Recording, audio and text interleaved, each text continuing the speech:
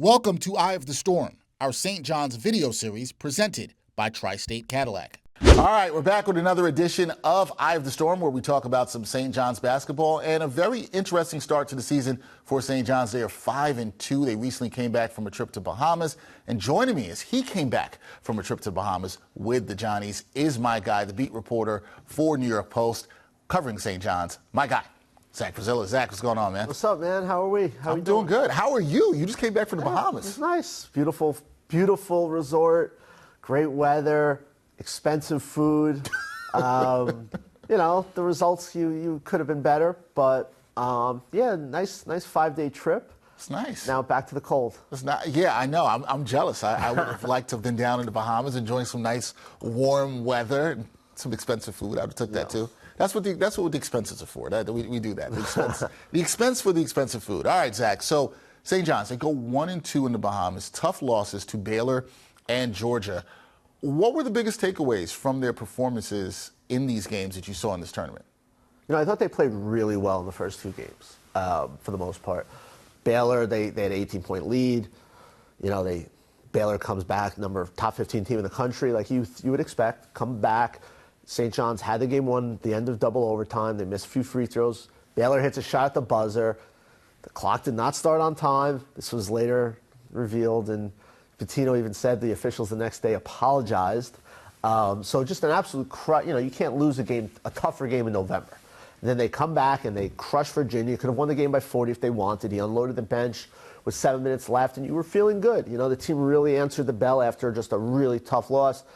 And then to end it, you had a Georgia team that had just lost the previous day to Marquette. It was a competitive game. And they, you know, you could see St. John's they didn't have their legs. They were struggling to get past guys. Georgia's a good team. I think they're probably a bubble team in the NCAA tournament. I think it's a game under normal circumstances. St. John's probably wins by 10 to 12, maybe 15 points. But they shot the ball terribly from the field. Kadari Richmond really struggled. They were a step slow. Now, despite shooting 30%, despite going 2 of 19 from 3, they still had a chance to win the game at the end. Couldn't do it.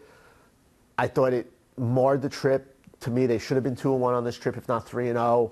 It's disappointing, but I do think there were positives you can take. The first 2 days, they looked like a legit top 20 team. I don't think there's any question about that. They stood toe-to-toe with Baylor, should have won the game. Forget even the clock. They missed a ton of free throws. Too many turnovers, like stuff where they're going to get better at. That, you know, I was very encouraged in Virginia. They look great. They're dunking everything, high flying. Virginia's going to have a down year, but still a power conference team. You know, and look, I think Georgia was a bad matchup. I also think Georgia, coming off a loss, was really amped up to beat a ranked team. And St. John's was, you know, coming off a blowout win, didn't have the same desire. But look, 5-2, you have a win over New Mexico, you have a win over Virginia. They're still, I think they're 14th in Ken Palm. I know fans are very upset, very disappointed, but I still think, you know, my opinion on this team hasn't changed because they had a 1-2 trip. It just, you know, the ball didn't quite bounce their way in a few spots here. Yeah, it didn't, and it's tough, and I get it from the fans. You would like to see the team go 2-1. They did not on the trip, 1-2, but still in a good spot, as you said. Now, the last time you and I spoke, we talked about the importance of being nationally ranked for the program. We talked about that earlier season. So after falling out of the top 25, how do you think the team's confidence and focus will be affected moving forward? Because that's the thing, you know, players like, fans like, but is there any effect to their confidence now they're no longer a top 25 team? No, I don't think so. This early, look, nobody really knows who are the best 25 teams in the country. They're going to have a lot of time to work on issues. They're going to have time to kind of try to get Kadari Richmond get going more consistent. They're going to have time to kind of figure some things out. They don't play again until Saturday against Harvard. They have another full week off before Kansas State. So they've got a lot of time to kind of tweak some things, you know, for the future. I don't think their confidence is shaken. Look, they've won their 5 games all basically in blowout fashion. New Mexico was a 14-point game, so I guess you could say that wasn't necessarily a blowout, but it was a easy win. And they lost 2 games by a combined 4 points. Both games they easily could have won. Right. You know, if they just shoot poorly instead of awful, they beat Georgia. You know, there were a lot of minor little tiny things in the Baylor game that could have made a difference. Zubi Ejiofor, up fourth, 40 seconds left, trying to go in for the dunk instead of just pulling the ball out. Game is different. They make a free throw down the stretch. Game is different. The clock starts. It was kind of the perfect storm to end that second overtime that enabled Baylor to win that game. But I think in the long run, this trip will be good for them. They've dealt with adversity. We saw it with how they came back with the Virginia game. I think they're probably going to learn something from that Georgia game in terms of, when your shots aren't falling, how you can do other things to, I will say I was very encouraged, and I've spoken to some people around the program that were very encouraged with the Georgia game that despite just having a terrible offensive performance, it didn't impact them on the other end of the court. They still defended. They actually rebounded the ball much better in the second half after not really rebounding it well in the first half. And they had a chance to beat a decent team despite probably their worst offensive game of the year. I think that there's something to be said for that. But yeah, no, in the long run, I don't think falling out of top 25 is going to hurt their confidence. Top 25 is great for optics, but in the long run, I don't think it's all that important. Right. We talked about this before, right? The fans like it. It is something that's nice for the program, but in the long run, you want to be playing your best basketball late in the season, and we hope that St. John's can get to that. Now, how has Rick Pitino, how has he reacted to what he saw from the team in the Bahamas, right? Knowing they dropped these 2 games very close, do you think there'll be any changes in terms of focus for him and in terms of the play style for St. John's going forward, or is it we just got to get back to the basics? I think one thing you're going to see more of is Kadari Richmond in the post. That was something he did a lot at Seton Hall. We haven't seen quite as much of that so far this year, and I feel like he's been on the perimeter a little too much. Kadari's great in the post, finding guys and using his size and his length, and he's been a lot more on the perimeter. We all know he's not a great three-point shooter, so that's one thing. But look, Pitino was actually encouraged, like what he saw from how they battled on Sunday despite not being able to throw the ball in the ocean. He was encouraged by that. He was very, very, very upset after the Baylor loss. There's no doubt. He knew that was a game they should have won. The clock stuff. He also felt the refs ice Zuby Ejiofor at the line. St. John's, he gets fouled, 4.1 seconds left. St. John's is a 2-point lead, and the Baylor coach calls for a review because I guess Zuby might have swung his elbow, didn't come close to the player. And so Zuby was kind of just waiting there to take his free throws. And who knows if you go straight to the line, how that's different. Look, there are a million things that could have changed, but he was very upset just at how that game ended. And he was very, very encouraged by how they responded. And he was encouraged by the effort on Sunday. They were a step slow. I think there was no doubt 3 games. It was really 3 games in 3.5 days because they're playing the game on Sunday at 11 a.m. Right. And look, that's not an excuse. No one wants to make excuses. But it's a fact. They clearly did not have the same quickness, first step. They weren't getting by guys, and that's one thing we haven't seen all year. Against a good defense team in New Mexico, they were getting by guys. Against Baylor, a really athletic team, they were getting by guys. So that was, to me, was one thing I noticed, and that was part of, to me, the bad offense performance. The ball movement wasn't good, and part of that was the dribble penetration was very limited.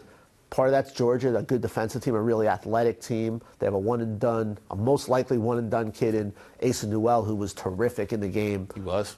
But, yeah, look, it's 1-2. You would love it to be 2-1, but it's 1-2, and now they've got a lot of time to kind of work on stuff and figure things out.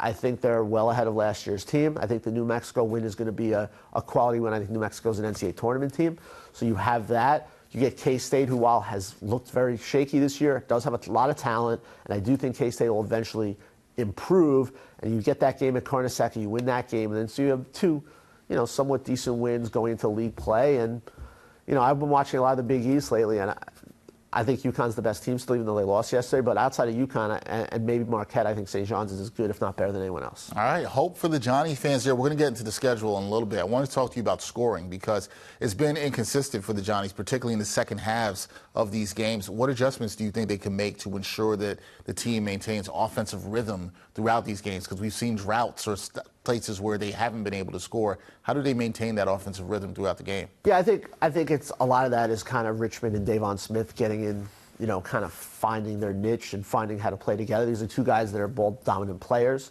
Like I mentioned, I think Richmond in the post is something you're going to see more of. I'd also like to see R.J. Lewis get the ball more. I think he's their most talented offensive player. A lot of his points kind of come in the flow of the offense, offensive rebounds, transition, and we know he's great there. But to me, he's their best one-on-one player. He's their most talented offensive guy.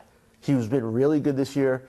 Wasn't great on Sunday. Had foul trouble early, which kind of hurt his rhythm. But I would like to see them maybe try to isolate him more, especially when you have droughts and you need to really create stuff. Look, they're going to be an up and down off three-point shooting team. They're not a great three-point shooting team. They don't have a lot of great three-point shooters, especially Simeon Wilcher and Brady Dunlap have kind of been up and down. So they're going to be droughts. It's just the way it is. This is a team that I think is going to be a better defensive team than offensive team. But I still think they're going to be a decent to good offensive team. I do think they need to use their strengths a little bit more. I mentioned Richmond. I think R.J. Lewis. So, yeah, and I do, look, Wilcher and Dunlap, there's one thing with those two guys. I feel like sometimes if they miss a shot or two, it kind of sticks with them. And that's something Pitino said, is he doesn't ever want any of his players to second-guess themselves. You keep shooting the ball when you're open. And I thought Wilcher passed up on a few shots in the Georgia game that he should have taken. Dunlap is dealing with a little hip issue. He was 0 for 4 on Sunday from 3. I think he's, but to me the Dunlap thing is more of they struggled offensively. They weren't getting good looks. So a lot of these threes were forced and contested. And the first 2 days, there were a lot more open shots. And part of that was dribble penetration. Part of that was I think they were fatigued on Sunday. You just saw it with a lot of shots were short. Guys weren't getting into the lane like they have been all year. I just think I would be more frustrated with the way the Baylor game ended than I would Sunday. I think Sunday there were just a lot of factors that kind of were working against them. I think Friday was a game they should have won. They were just mistakes you can't make against a really good team, and it's something that's going to stick with them. They're gonna have to get some big wins here, and until they do, I think people are going to be kind of like, when is this going to happen? All right, and it's fine. Something you can stick with it and you can try to learn from it and move on. And you have no choice but to move on, and that's where we go next, because you mentioned the schedule, Zach. Next 3 non-conference games, all at home. Host Harvard, Kansas State, and then Bryant. How critical is this stretch for building momentum and confidence as they head into conference play? They have to win out non-conference, in my opinion. I mean, they lose another non-conference game, number one, would be very disappointing. They're all four at Carnesecca, all 4 at home. 3 of them, they're going to be huge favorites. I'd be shocked if they lose Harvard, Bryant. They get Delaware after the first 2 Big East games. Kansas State could be more tricky. Kansas State does have a lot of talent. There's no question. Now, they're all transfers, and this is a team that's been really shaky. They've already had some really bad losses. But I'd be very surprised if St. John's loses another non-conference. I expect them to go 9-2 in non-conference and to have Kansas State and New Mexico as their 2 best wins, and you would hope Kansas State kind of figures it out after they play St. John's. Yeah, you hope that's when it happens. We'll see how it is. Very important upcoming stretch for the Johnnies with those games at home to end non-conference play. And they obviously want to go into conference play starting off very well. That is Zach Braziller. Does a fantastic job for us at the New York Post covering St. John's. Thank you for joining us on Eye of the Storm, Zach. We will see how the Johnnies do the rest of the non-conference schedule. You going to come to Vegas next year for the next year's tournament? You know what? I didn't get you gave me a sort of an invite to the Bahamas. You're officially invited. You and invited. Steve Serby can come hang out in Vegas, all right? Done. We'll all wear white suits. All right, let's do it. We'll all do that. All right. Thanks, Zach. Appreciate it, man.